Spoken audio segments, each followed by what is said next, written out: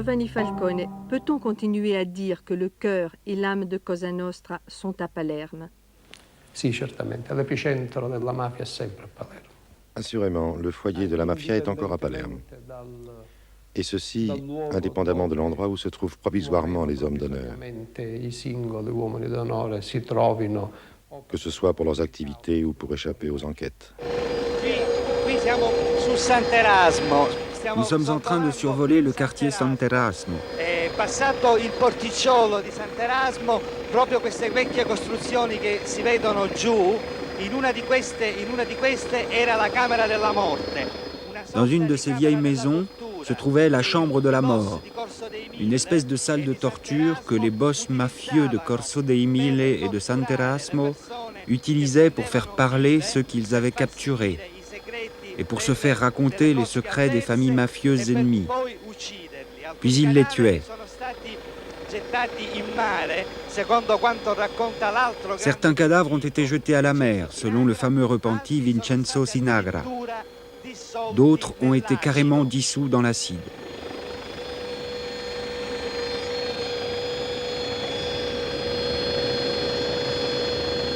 La mafia traverse une phase critique.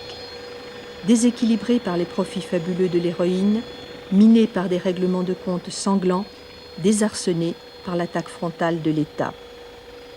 Un homme symbolise cette période de rupture, un juge singulier, Giovanni Falcone, magistrat instructeur du tribunal de Palerme. Un kamikaze, un maniaque en mal d'héroïsme, seul ou soutenu par l'État. Un homme en danger en tout cas, car la mafia rêve de l'abattre. Ici, chaque ruelle peut cacher une bombe, des tireurs d'élite, un bazooka. Falcone le sait. Il s'organise et se défend pour répondre au mieux aux défis de la société du crime.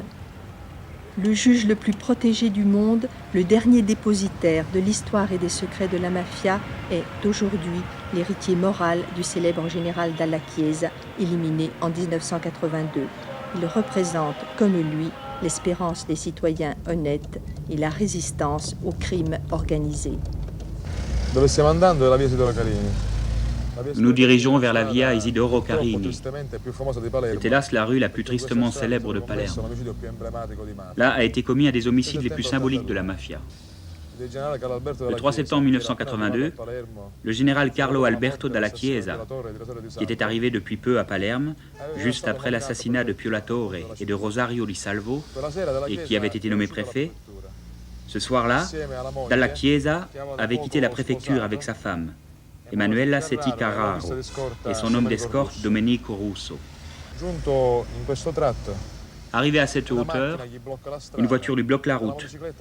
Deux tueurs font feu avec des kalachnikovs et abattent le général et sa femme. Straziano il corpo del generale unitamente a quello della moglie. Dove abbiamo visto la lapide. À l'endroit où se trouve la plaque commémorative, dès le lendemain, on voyait un écriteau qui a fait le tour du monde. On y lisait « Ici est morte l'espérance des citoyens honnêtes ». Credo che il tempo non consenta un approfondimento del tema. Le dirò soltanto che il primo pentito lo ebbi 10 anni fa. Carlo Alberto Dalla Chiesa, général préfet de Sicile, la victime la plus illustre de la mafia. Son assassinat, aux côtés de sa femme, a bouleversé l'Italie, ému le monde entier. Mais la liste des victimes ne s'arrête pas à son nom. Entre 1980 et 1985, dans une espèce d'escalade folle, 3 juges sont éliminés à leur tour, 2 députés, 4 policiers, tous des héros solitaires en terre mafieuse. À ces assassinats qui ont décapité les institutions siciliennes, l'État a répondu par un sursaut, en faisant voter en 1982 une loi sans précédent. Falcone l'a inspirée, Falcone a su aussi s'en servir. Elle lui a permis d'inculper plus de 800 mafiosi et de jeter les bases, à partir de 1986, pour 3 maxi-procès. Pour la première fois, l'État affichait une détermination sans faille.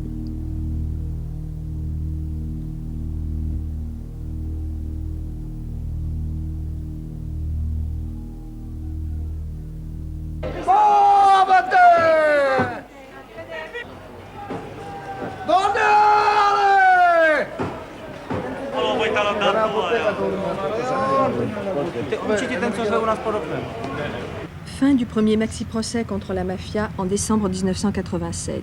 Palerme, stupéfaite, découvre la liste des condamnés, scrute les visages des grands patrons de la mafia, 19 condamnations à perpétuité, 2665 ans de prison, 11 000 milliards de lire d'amende. La presse exulte. Mais dans les jours qui suivent, les cadavres recommencent à fleurir sur les trottoirs de Palerme.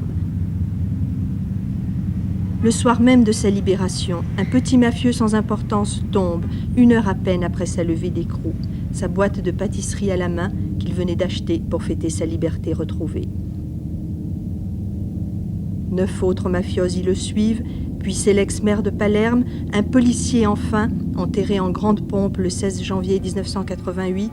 La peur se répand dans la ville. Elle se répercute sur notre tournage, tous nos rendez-vous sautent. Du côté de la mafia, bien sûr, mais aussi du côté de l'anti-mafia. Pourquoi la mafia continue-t-elle à tuer ici, à Palerme, malgré les lourdes condamnations du maxi-procès? Nessuno si illudeva che Personne ne se faisait d'illusions. addetti ai lavori si illudeva che il processo sarebbe stato almeno nei tempi brevi tale da En tout cas, personne s'occupant de ces affaires n'a jamais cru que le procès pouvait mettre fin aux homicides. Diciamo che la fase del processo ha determinato una certa Disons que la phase du procès a entraîné une certaine stagnation dans les activités criminelles, lesquelles, une fois le procès terminé, ont repris comme avant. Voici comment est organisée la mafia. Les chefs de famille ou de clan jouent un rôle déterminant dans l'organisation pyramidale et hiérarchisée de Cosa Nostra. D'un côté, ils choisissent qui a le droit d'en être membre, c'est-à-dire les hommes d'honneur ou soldats. Courriers de la drogue, trafiquants de devises, tueurs à gages. Ils constituent la base de la mafia, ils sont environ 5 à 6 000. De l'autre, les chefs de famille envoient leurs représentants siéger à la coupole. C'est le véritable gouvernement de la mafia. Créée en 1963 pour apaiser les conflits, planifier le trafic de drogue et contrôler les homicides, la coupole est composée de 11 à 13 membres. Elle a son siège à Palerme. Michele Greco, dit le pape, en est devenu le responsable après 1983. En réalité, derrière lui, le vrai pouvoir était déjà aux mains du clan des Corleone et de ses chefs, Luciano Liggio en prison et Salvatore Riina en fuite. Noi riteniamo che l'organismo, proprio per effetto delle indagini, Nous estimons que l'organisation, justement à cause des enquêtes, s'est refermée encore plus sur elle-même, qu'elle est devenue encore plus unie et plus impénétrable. E quindi le strutture hanno reagito a questo attacco. Cela veut dire que les structures ont réagi à l'attaque des institutions en se recroquevillant comme un hérisson. Et cela signifie, comme disent les journaux, que le clan des Corleone a gagné. No, significa che di fronte ad un'attività di Non, repressione cela signifie que face à une activité répressive de plus en plus incisive, les techniques pour échapper aux enquêtes deviennent plus sophistiquées. Mais pas que les Corleone ont gagné.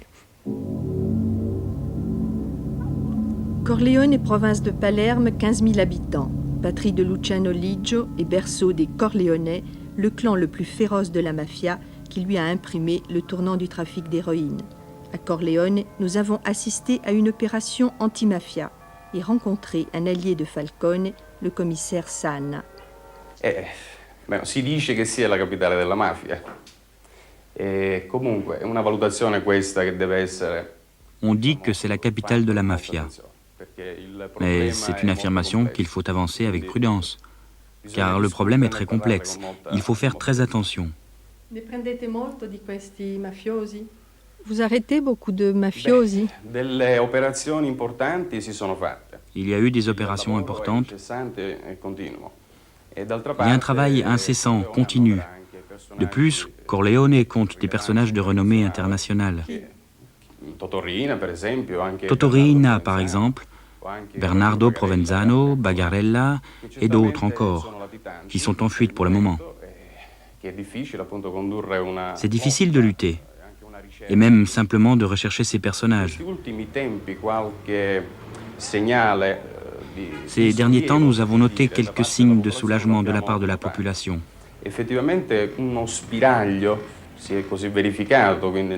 Un début de soutien, de collaboration avec les forces de police. Mais malheureusement, le principe pervers de l'omerta n'est pas encore éliminé, et cela crée des difficultés énormes. Parmi ces difficultés, n'y a-t-il pas également celle de reconnaître le mafieux? Le mafieux, évidemment, on ne le reconnaît pas à son aspect extérieur, à ses vêtements ou à son langage. C'est plutôt un certain comportement qui le définit. On l'identifie grâce à différents signes. C'est un travail spécifique et difficile. Mais comment le caractériseriez-vous, ce mafieux? Un homme avide de pouvoir. À quoi reconnaît-on l'avidité du pouvoir? À la possibilité de dominer les autres. Et on voit cela à Corleone. Bien entendu, à Corleone et ailleurs, mais à Corleone sans aucun doute. Pour vous, c'est un poste facile ici?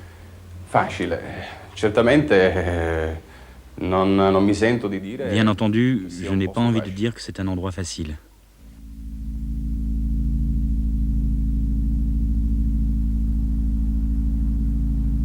Opération antimafia le 14 janvier 1988 à Corleone.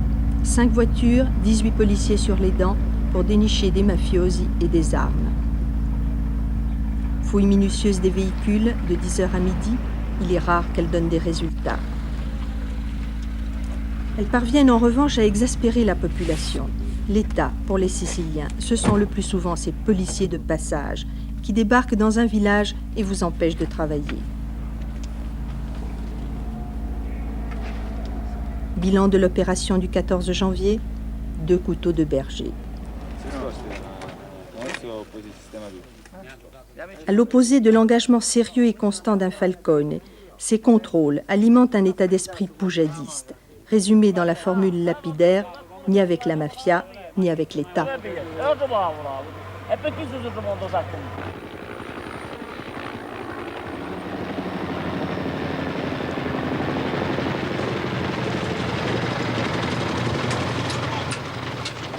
Certains contrôles sont tout de même plus fructueux, surtout s'ils ne sont pas faits à l'entrée des villes.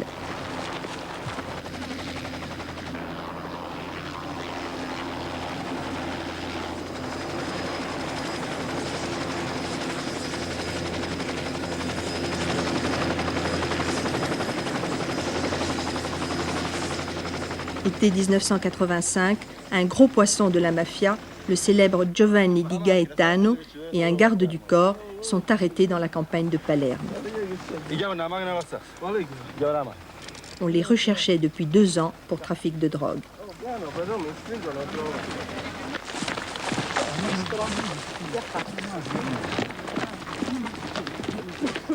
Mais pour lutter efficacement contre les mafiosi, faut-il, comme le dit Falcone, se comporter comme eux? Plus exactement, j'ai dit que pour essayer de reconstituer certains événements, il faut essayer de comprendre leur dynamique interne. Et pour cela, il faut s'efforcer de penser comment les autres auraient pu se comporter dans des situations précises. Mais ceci est valable pour n'importe quel genre d'activité. Vous ne vous sentez pas un spécialiste de la mafia? Je me sens spécialiste dans la mesure où n'importe qui, s'occupant depuis un certain temps d'un secteur d'enquête, le serait. Dans ce sens, oui. Palerme, 730 000 habitants, 15% de chômeurs, 80e ville d'Italie pour le niveau de production, 12e pour le niveau de consommation. L'écart entre ces 2 chiffres, c'est l'argent de la mafia qui l'explique. La mafia a traversé 3 âges. L'âge rural dans l'après-guerre, l'âge immobilier dans les années 1970 Lorsque les constructions sauvages et juteuses défigurent la ville baroque de Palerme, l'âge de l'héroïne enfin, qui apporte des profits fabuleux dans les familles mafieuses, mais détruit les valeurs de Cosa Nostra et achève sa gangstérisation à l'américaine. Peut-on dire que là où il y a profit, il y a mafia? Non necessariamente. Non, pas nécessairement.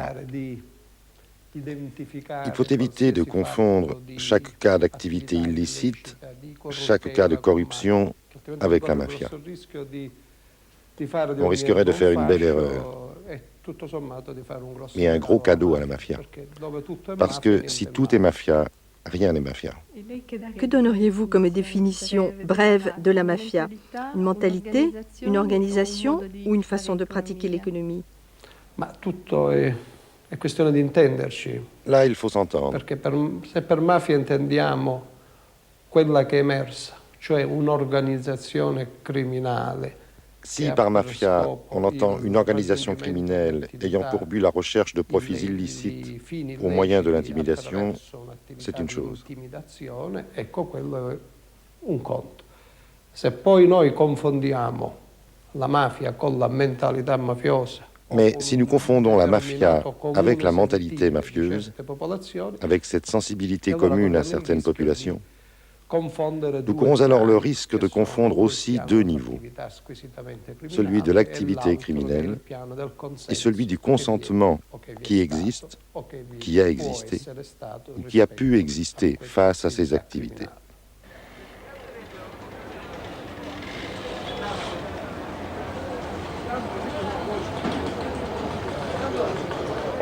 La majorité des Siciliens, c'est un fait, relèvent encore de la mentalité mafieuse, même s'ils ne sont pas membres de la mafia.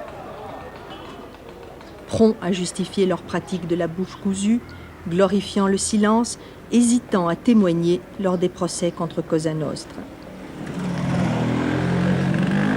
Nous avons trouvé dans une ruelle de la vieille Palerme certains de ces palermitains moyens. Ils se réunissent chaque lundi pour faire de la musique, pour discuter de l'air du temps. À Palerme, en ce moment, il se passe des tas de choses. Comment vivez-vous cette situation? Qu'en pensez-vous? C'est l'époque, mademoiselle. Nous en pensons ceci. Nous autres, à Palerme, nous sommes un peu impulsifs. C'est-à-dire, si quelqu'un nous fait du tort, nous, au lieu de penser à Dieu, on riposte. Selon le mal qu'on nous a fait, bien sûr. C'est pour cela qu'il y a tous ces homicides. Parce que moi, je fais du tort à quelqu'un, et ce quelqu'un tire sur moi.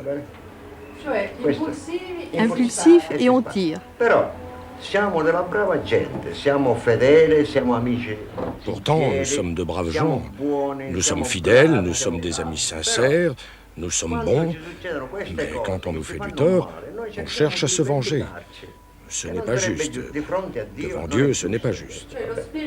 C'est l'esprit de vengeance. C'est ça, l'esprit de vengeance. Mais pas chez nous, chez les autres. Est-ce qu'il y a des mafiosi par ici?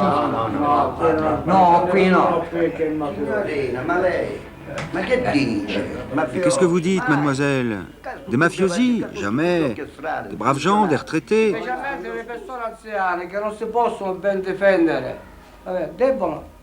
En fait, vous avez peur. Non, pas peur. Ce n'est pas de la peur, mademoiselle. Palerme n'est plus comme autrefois. Vorrei tornare a una domanda che ho fatto prima, e cioè, da straniero. Je reviens à ma question. Un étranger qui arrive à Palerme est frappé par tous ces homicides. Et puis, il y a aussi le silence des Palermitains. Et il se demande, mais ce silence, cette omerta, est-ce que cela n'aide pas la mafia? Indirectement, oui. Mais nous n'avons pas de réponse, mademoiselle. On tourne en rond.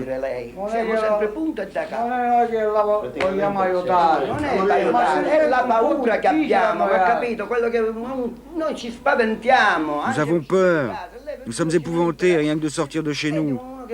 Si on voit quelqu'un et qu'on dit « je l'ai vu », c'est un danger. Un danger pour la personne elle-même, pour sa famille, pour sa voiture. Il y a des voitures qui explosent sans qu'on s'en aperçoive. Nous sommes en état de guerre, ici à Palerme. On a peur. Le soir, on ne peut plus sortir de chez soi. C'est dangereux de marcher la nuit dans la rue. Écoutez un peu ça. Une fois, j'étais dans l'autobus, j'habite telle rue. Je descends de l'autobus avec un autre commerçant. Il faisait sombre, il était à peu près 7h30. Tout à coup, paf, je me retrouve avec un fusil devant moi. Il y en avait un autre avec des pistolets, un autre, celui qui volait, est allé vers la femme et lui a pris son sac. Le mari a compris qu'on risquait un mauvais coup. Et ils ont commencé à tirer. Bang! Moi là, j'étais au milieu. Après, ils se sont enfuis. Un peu plus tard, moi, je joue de l'accordéon pour les baptêmes, les fêtes et toutes ces choses. À ce baptême, il y avait justement celui que j'avais eu devant moi avec le fusil. C'est tout. La police m'a interrogé. Vous les reconnaissez? Mais, messieurs, dans l'obscurité, effrayé, comment voulez-vous que l'on reconnaisse quelqu'un?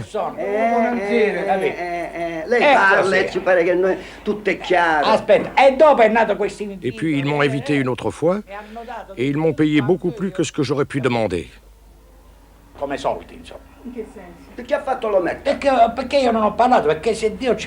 Parce que je n'avais pas parlé. Si je parlais, c'est comme si je m'achetais un cercueil. C'est donc la peur qui conduit les Siciliens au silence. Cette peur ancestrale de parler, un homme d'honneur l'a surmontée pour la première fois en 1984. Un gros bonnet de la mafia qui a révélé les secrets de l'organisation au juge Falcone, devenant ainsi le repenti numéro 1, le célèbre Tommaso Buscetta. Ora hanno di fronte il loro accusatore.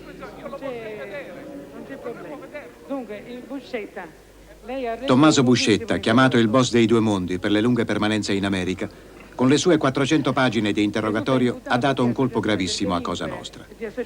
Al giudice istruttore Giovanni Falcone ha raccontato storie e segreti della mafia. Arrestato in Brasile, dove ha cominciato a parlare, il 13 luglio del 1984 è stato portato in Italia. Consegnato poi alle autorità americane, è ritornato nel nostro paese solo per questa deposizione.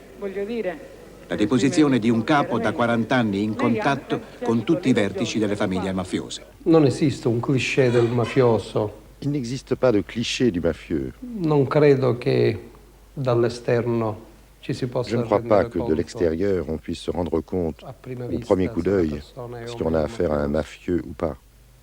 Bisogna confrontarsi con determinati fatti. Il faut confronter certains faits concrets. Et peut-être pourra-t-on alors, selon les réponses que l'on aura obtenues, acquérir certaines convictions. Mais chaque cas particulier est un cas en soi. Il est difficile d'avoir des certitudes. On peut avoir une intuition, des soupçons. Mais ce n'est certainement pas avec une seule conversation que l'on peut avoir une certitude absolue sur l'appartenance ou non d'une personne à la mafia. Seulement sur des faits concrets. Sur des faits concrets, mais aussi sur un certain comportement. C'est-à-dire une certaine attitude mentale qui peut être commune à beaucoup de gens d'un côté, et de l'autre, l'appartenance à l'organisation mafieuse Cosa Nostra, qui est tout autre chose. Peut-on établir parfois un contact humain avec un mafieux? Assurément, ce sont des hommes comme les autres. Je veux dire avec Buscetta, par exemple. Bien sûr. Il est resté mafioso, mais c'est une personne avec qui on peut parler. Ce sont eux aussi des personnes sympathiques, antipathiques, avec une âme plus ou moins noble, comme tout le monde. Il y a toute une humanité. Il y a toute une humanité. Dans l'humanité mafieuse, Liggio occupe une place à part. Il peint et expose même ses toiles dans une galerie du centre-ville. Pour le juge Falcone, il s'est agi d'une véritable provocation. Vous avez vu l'exposition, madame? Je la vois maintenant. Et j'admire vraiment avec enthousiasme les tableaux de ce peintre.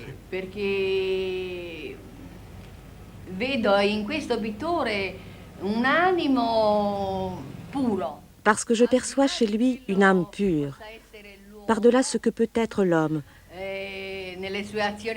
dans ses actions passées, présentes ou futures. Il s'appelle Luciano Leggio, mais son nom d'artiste est Luciano Liggio. Qui est-ce? Mais Liggio est l'auteur de ces toiles? Mais on dit d'autres choses sur lui. On peut dire tout ce qu'on veut de lui, mais moi, je ne me suis jamais intéressé à la chronique noire, voilà. Où ont été peints ces tableaux? En prison, pendant le maxi-procès, et aussi dans d'autres endroits où il a été détenu.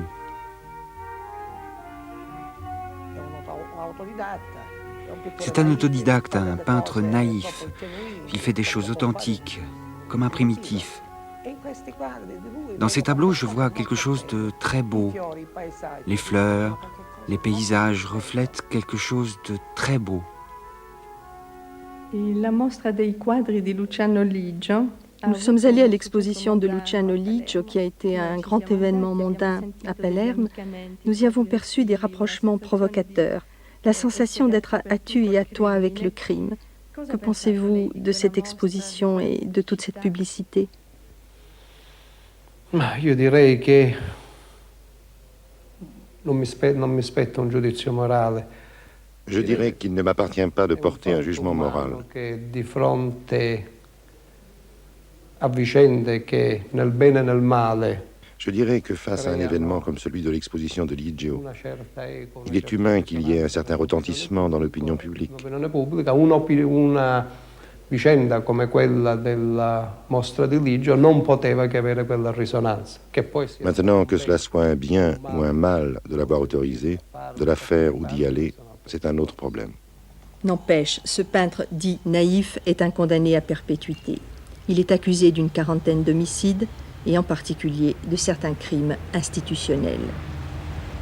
Guidé par l'inspecteur de police Carmine Mancuso, responsable du comité antimafia, nous avons parcouru la Palerme des plaques mortuaires, celle des victimes politiques de la mafia. Il 25 settembre del 79, mio padre, che era il maresciallo di polizia... Le 25 septembre 1979, mon père, l'agent de police Lénine Mancuso, était venu, comme à son habitude, à 8 h du matin, chercher le juge Terranova. 1979, le premier grand assassinat à Palerme va inaugurer une série tragique. Avec Lénine Mancuso, père de notre accompagnateur, le magistrat Terranova est donc éliminé.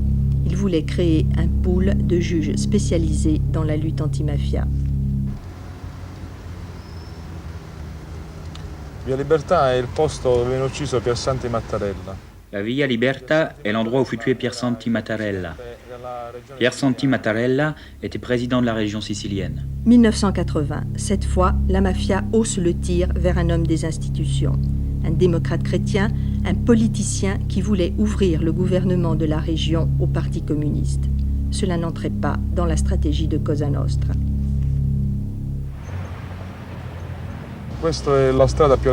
Voici la rue la plus élégante de Palerme, la Via Ruggiero VII.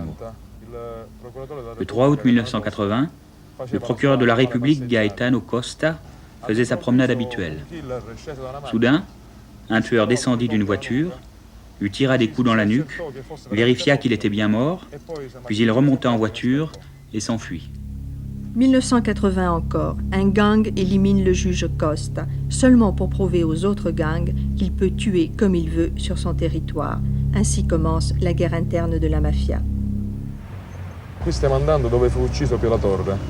Nous nous dirigeons vers le lieu où fut tué Pio La Torre. Pio La Torre était le secrétaire régional du Parti communiste. Ce matin-là, Il était environ 8 heures lorsqu'un commando de tueurs bloqua sa voiture et ouvrit le feu avec des mitraillettes Scorpion. 1982. Le député Pio La Torre préparait, inspiré par Falcone, la fameuse loi anti-mafia qui devait permettre d'inculper les chefs de Cosa Nostra. La mafia avait flairé le danger pour la première fois depuis la libération. Elle tuait un dirigeant important du Parti communiste.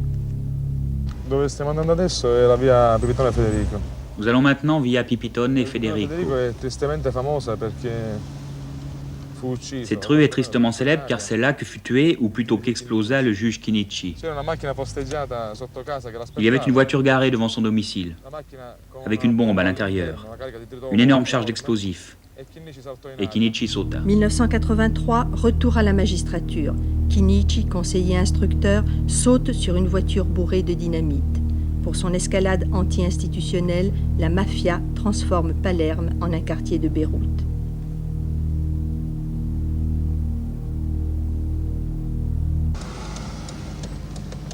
Dove ci stiamo dirigendo è la via Croce Rossa, dove abitava Ninni Cassarà.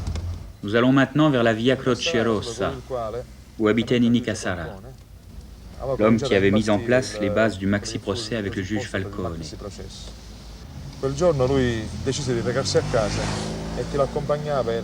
Ce jour-là, il avait décidé de rentrer chez lui. L'agent Roberto Antiochia l'accompagnait. Devant sa maison, des tueurs ouvrirent le feu avec des kalachnikovs. 1985. En éliminant le commissaire Cassara, la mafia parachevait son escalade. Bras droit de Falcone, auteur de la première radiographie des familles mafieuses, Cassara avait eu le tort de rendre efficace et incisive la police de Palerme. Avec son assassinat, un cycle de terreur s'achève. Les principaux acteurs de l'antimafia sont au cimetière. Vous avez donc filmé 150 homicides. 150 à peu près, je ne sais plus. En 10 ans, j'ai oublié beaucoup de noms. Je ne pourrais pas donner de chiffres précis. Qu'est-ce qu'on éprouve en voyant cela ? Au début, le désarroi qu'on peut ressentir devant un cadavre. Puis, avec le temps, on s'habitue. Un peu comme un médecin qui voit des cadavres du matin au soir, cela devient des objets.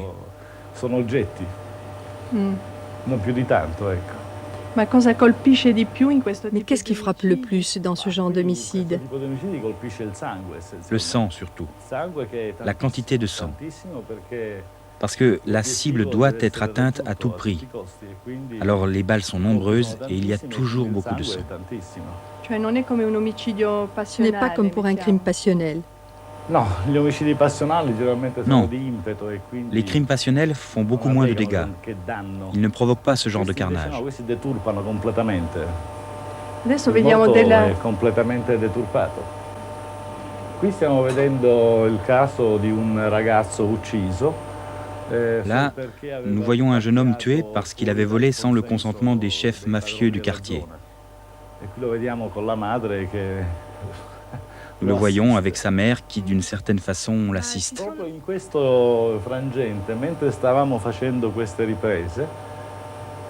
Pendant qu'on faisait ce reportage, la radio d'une voiture de police annonçait qu'on avait retrouvé les assassins et que d'autres meurtres venaient d'être commis en ville.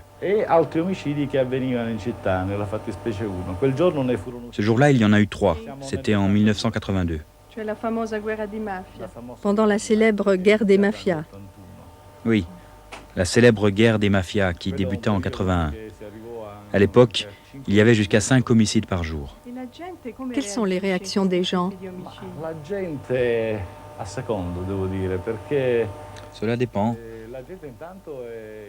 Parce que les victimes, généralement, sont abattues dans leur quartier d'appartenance lorsqu'il s'agit d'homicides entre mafieux.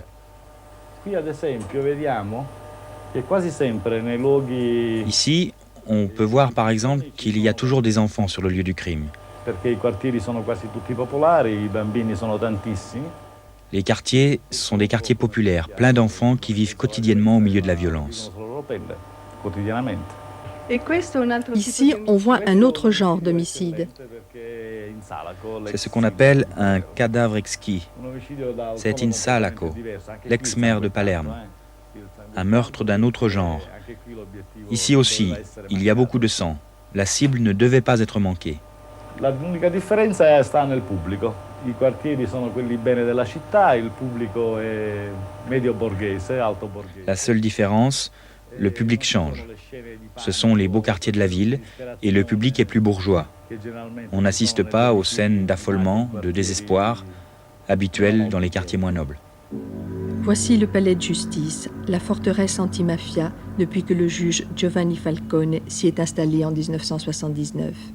Né à Palerme, parfaitement au courant des us et coutumes de la mafia, Falcone est conscient des dangers qu'il court. Il a fait blinder son bureau au premier étage de cet édifice. Il traverse chaque jour ce couloir, il passe cette antichambre où le surveillent 2 gardes du corps, qui ont d'ailleurs refusé d'être filmés. Il contrôle ses écrans de télévision. Il reçoit aussi des menaces. La dernière, une photo du juge, plus 2 dates, 1939, l'année de sa naissance, et 1988. In alcuni licei di Palermo hanno anche fatto un suo ritratto. Dans un lycée de Palerme, les jeunes ont fait un portrait de vous que je vous lis. Giovanni Falcone è un eroe. Giovanni Falcone est un héros, contraint à vivre 16 heures sur 24 dans un petit bureau blindé pour lutter contre la mafia. Il ne peut jouir des menus plaisirs de la vie quotidienne. C'est vrai ce qu'ils disent? Diciamo che c'è molto di vero, sì, indubbiamente. Disons qu'il y a une grande part de vérité. Il n'y a aucun doute, ce genre d'activité compromet lourdement la vie privée. E come lo vive lei? Et vous, comment le vivez-vous? Direi con rassegnazione. Avec résignation, je dirais. Lei ha detto, o pare che abbia detto sempre io. Il paraît que vous avez dit « Le lâche meurt plusieurs fois par jour, le courageux une fois seulement ». Cela veut dire que vous n'avez pas peur. L'important n'est pas de savoir si l'on a plus ou moins peur, mais de pouvoir vivre avec sa peur et de ne pas se laisser conditionner par elle. C'est cela le courage. Autrement, ce n'est pas du courage, c'est de l'inconscience.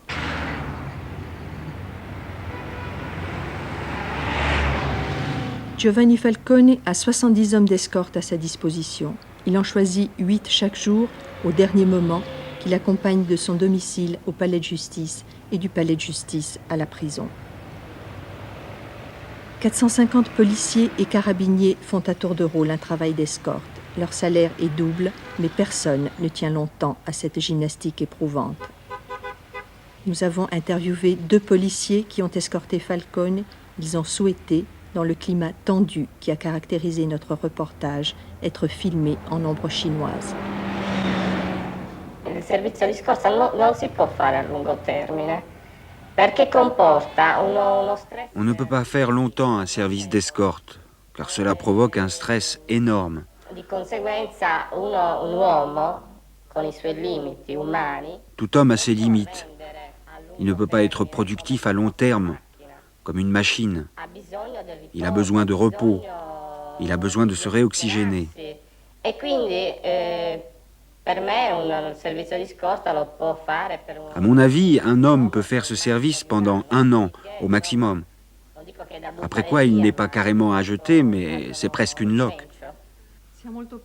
Est-ce qu'on a peur quand on fait ce travail? Sans aucun doute. Quand on fait ce travail, la mort est une ombre constante. Le danger est toujours présent. Et cela doit servir de stimulant pour une attention plus soutenue. E quello deve servire da stimolo per una maggiore attenzione e quindi impegnarsi al massimo affinché possa prevenire. Cela doit pousser à s'engager au maximum pour prévenir les attentats éventuels et les dangers d'où qu'ils viennent.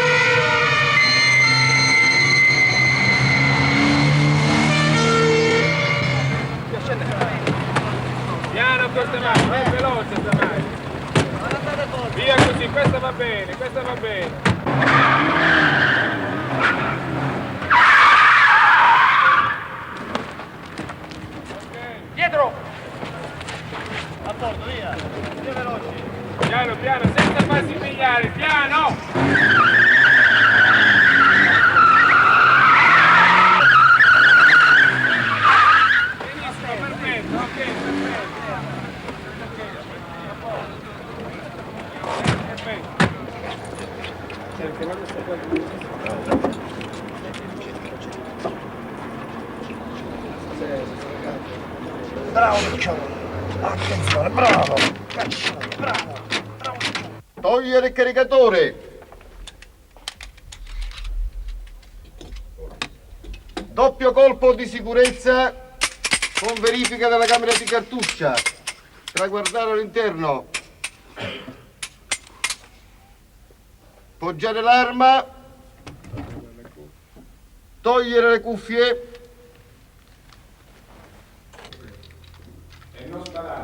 Assumete la posizione per un tiro a due mani. A due mani. Armare. Fuoco.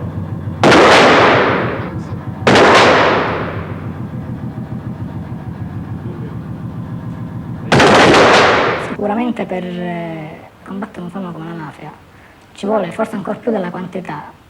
Pour lutter contre un phénomène comme la mafia, il faut une vraie qualification professionnelle. Le simple fonctionnaire de police engagé dans cette lutte devrait donc recevoir une préparation spécialisée, approfondie. Questo purtroppo i corsi attuali non ti comportano questa preparazione. Malheureusement, aujourd'hui, les cours qui préparent à l'entrée dans la police ne prévoient pas cette préparation. C'est une limitation supplémentaire liée aux structures. Ci vogliono dei segnali chiari provenienti dall'autorità centrale, quindi mi riferisco io dal governo e da vari... Il faudrait aussi des instructions claires de l'autorité centrale, du gouvernement et des ministères pour que la population puisse avoir confiance dans l'État. E quindi contribuisca anche loro a sconfiggere questo fenomeno. Quando non c'è questo rapporto, quando non c'è questa affidabilità nei confronti... Si ce rapport de confiance n'existe pas, si on ne peut pas se fier aux institutions, et si pour résoudre un problème il est plus efficace de s'adresser au chef mafieux du quartier plutôt qu'au commissariat le plus proche, on ne résoudra jamais rien. C'è una battuta che circola così a Palermo, si dice... Une plaisanterie circule à Palerme sur les policiers et les magistrats. Elle dit ceci: l'État vous isole et la mafia vous tue. Je dirais que cela correspond à la vérité. Les policiers ont peur, isolés de la population qui les appelle des sbires, peu soutenus par l'État qui sous-évalue le problème de leur formation culturelle et psychologique. Ce sont des cibles faciles. Ainsi, Natale Mondo, 34 ans, un policier qui avait réussi à s'infiltrer dans la mafia. Laissé sans protection, il a été assassiné 3 jours après notre arrivée.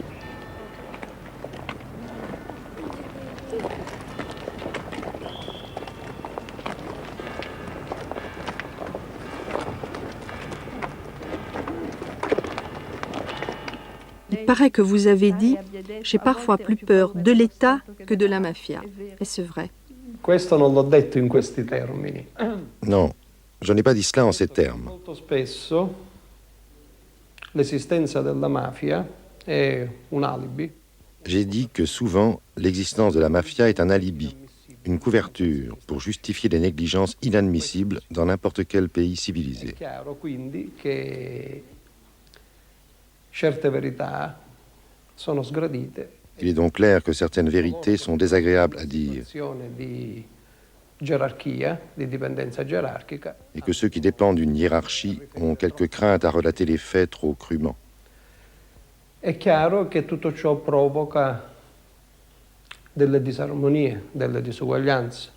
Bien évidemment, cela provoque des discordances, des inégalités, car face à des individus qui prennent des risques exceptionnels, au-delà des limites normales, le plus grand nombre n'est absolument pas à la hauteur de la complexité des problèmes à affronter. Et tout cela multiplie les dangers que malheureusement nous connaissons tous. Quelle sovraesposizioni che purtroppo tutti conosciamo. 40 ans, ancien avocat, Leoluca Orlando est aussi maire de Palerme depuis 3 ans. Démocrate chrétien rénovateur, il brandit le balai de la propreté politique au sein du conseil communal. Antimafieux militant, il est le principal allié de Falcone au niveau des institutions. La mafia è ancora forte ed uccide. E allora in momenti come questi è necessario che la comunità nazionale sappia che qui si è costruita una barriera alla mafia.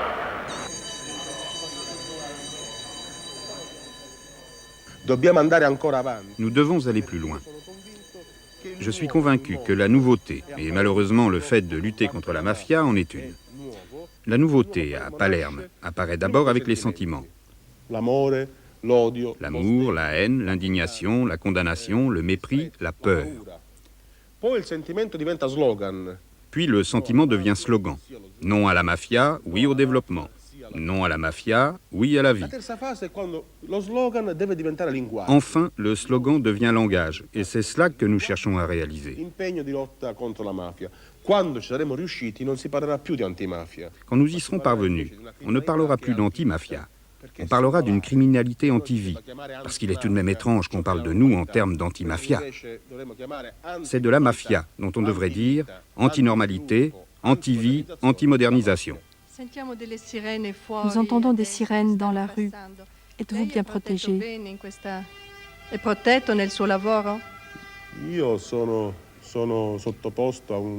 Je suis protégé en permanence.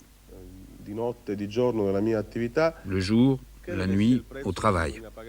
Je pense que c'est là le prix à payer pour assurer une existence sereine à des centaines de milliers de gens.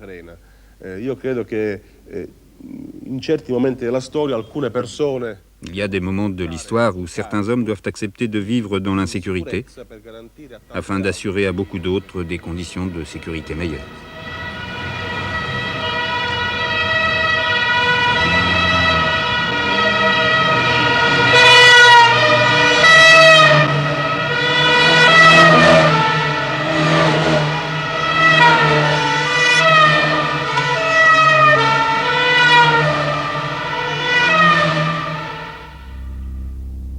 « 4 heures de l'après-midi, c'est l'heure où les magistrats, profitant de l'endormissement de la ville, se rendent au palais de justice. Giovanni Falcone suit chaque jour ce trajet, apparemment anodin, mais où tout peut arriver à tout instant. Méticuleux, méfiant, presque maniaque, il a fait le bilan des forces qui le soutiennent, la mairie, des policiers très engagés, les jeunes, et de celles qui lui sont hostiles, au premier rang, le poujadisme, le pessimisme et l'indifférence. Mais c'est un homme tranquille et pudique. La sérénité qu'il affiche, c'est à son sens prodigieux de l'organisation qu'il la doit. Lei riceve molte minacce e molti ammonimenti che studia. Vous recevez beaucoup de menaces et d'avertissements que vous étudiez avec précaution et que vous savez toujours interpréter. Pouvez-vous en citer quelques-uns? Non, preferisco di no. Non, je préfère pas. Pourquoi? Preferisco di no perché...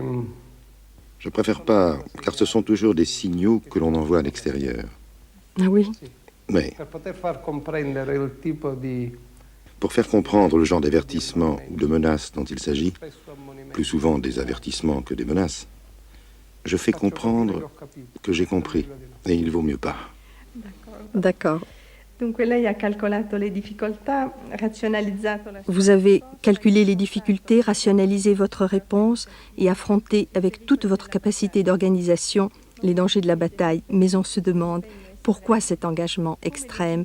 Comment le justifiez-vous par rapport à vous-même et par rapport à tout ce à quoi vous avez dû renoncer? Io ritengo che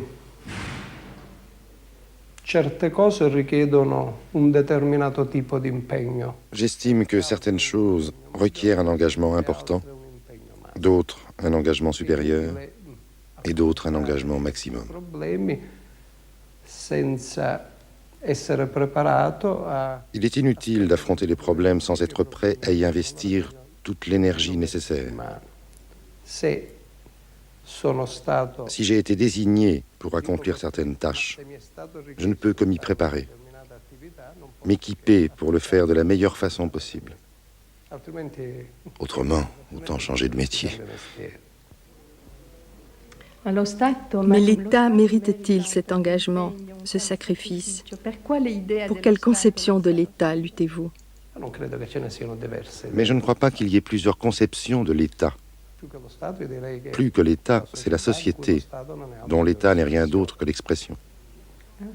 Alors, pour quel genre de société luttez-vous? Pour le genre de société que nous voulons tous, une société où les phénomènes mafieux n'auraient pas leur place. Une sorte d'exemple, de leçon pour nous, occidentaux. Non, je ne prétends donner de leçons à personne. Vraiment à personne.